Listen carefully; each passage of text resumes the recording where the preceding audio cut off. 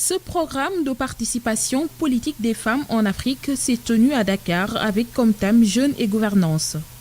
L'objectif est d'analyser la situation des femmes et des jeunes dans les partis et identifier les besoins d'accompagnement du programme pour le renforcement des capacités et de leadership des jeunes. Il y a eu un moment où la jeunesse était presque exclue ou ignorée comme partie prenante dans le processus de construction des instances de prise de décision. La politique était considérée comme un terrain de prédilection de l'expression d'hommes expérimentés et aguerris.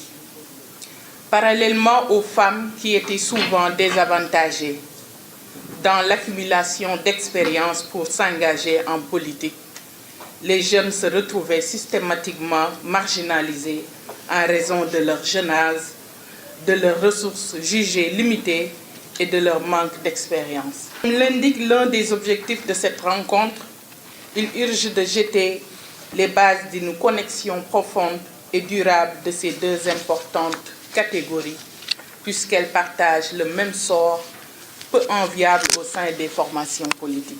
Il faut valoriser les jeunes dès le départ parce qu'ils sont l'avenir.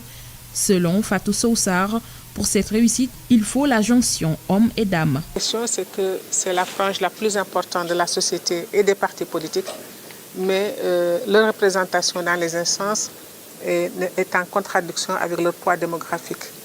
Et d'autre part, ce sont les jeunes qui sont l'avenir de ce pays, on le sait. C'est eux qui vont construire la nation de demain. Et c'est maintenant qu'il faut commencer à le faire. C'est pourquoi nous avons estimé dans ce programme qu'il fallait une alliance entre les jeunes et les femmes parce qu'ils vivent les mêmes problèmes au sein des partis politiques.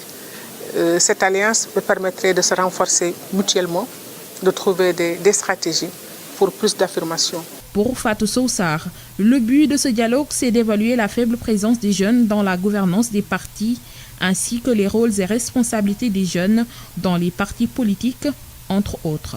Tout cela, c'est que nous voulons les accompagner à assumer cette mission et cette fonction, parce que ce sont eux, de toute façon, c'est cette génération-là qui va conduire les destinées du Sénégal dans les années à venir.